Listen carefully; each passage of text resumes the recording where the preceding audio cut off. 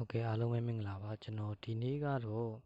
ဥကောင်းလမ်းကြောင်းအကြောင်းရှင်းပြပေးသွားမှာပါဥကောင်းလမ်းကြောင်းက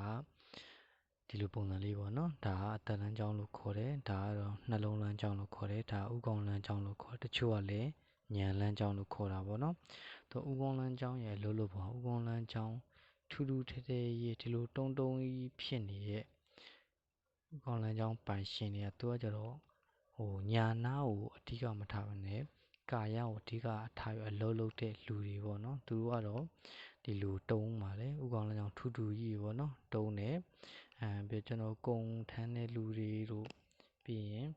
ဝါရှော့လုပ်တဲ့လူတွေတို့အုံနောက်ကိုအဓိကမထားဘူးကာယကိုအဓိကထားတဲ့လူတွေပေါ့နော်သူတို့ကများသောအားဖြင့်ဒီလိုဥ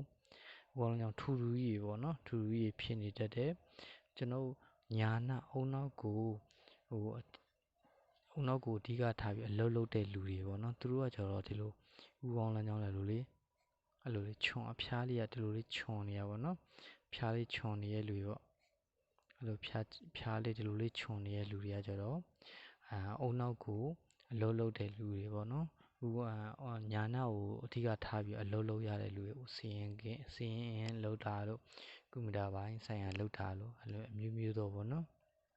အဲ့လိုလူကြီးကကျတော့ဒီလူဥကောင်းလမ်းကြောင်းလေးခြုံနေတတ်ပါတယ်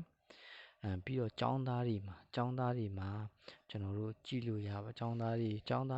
လုံးမလို့ပေါ့နော်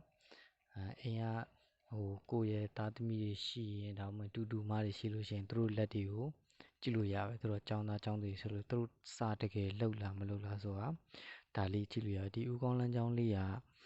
ဒီလိုလေးခြုံနေရပါမယ်အဖျားလေးလူလေးခြုံသွားမှာပေါ့နော်ဒါဆိုလို့ရှိရင်သူတို့ကအမှန်တကယ်ကိုယ့်ရဲ့ကိုတက်နေရဲ့အတန်းပညာကိုအမှန်တကယ်လုပ်နေရဲ့အတန်းပညာကိုတကယ်ကြိုးစားနေတဲ့လူတွေရောဒီဥကောင်းလမ်းကြောင်းနဲ့ခြုံနေပါတော့ဥကောင်းလမ်းကြောင်းနဲ့မခြုံဘဲနဲ့ဒီလိုကြီးဒုံတီဖြစ်နေရလို့ဒီတေချာသူတို့ကတော့ចောင်းစာကိုလုံနေရတော့ဟုတ်ဒါပေမဲ့တကယ်မလုပ်တော့ဖော့ရှော့လုံတာပေါ့နော်လူမြင်ကောင်းအောင်လုံနေတဲ့လူတွေပေါ့နော်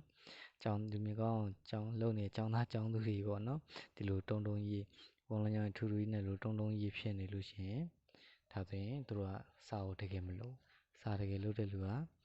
ဒီလိုအကောင်လုံးကြောင်ကအဲ့လိုလေအဖျားလေးကခြုံသွားတဲ့လူတွေပေါ့နော်ဒါဥပမာဆွဲပြပေါ့နော်ဥကောင်လုံးကြောင်တော့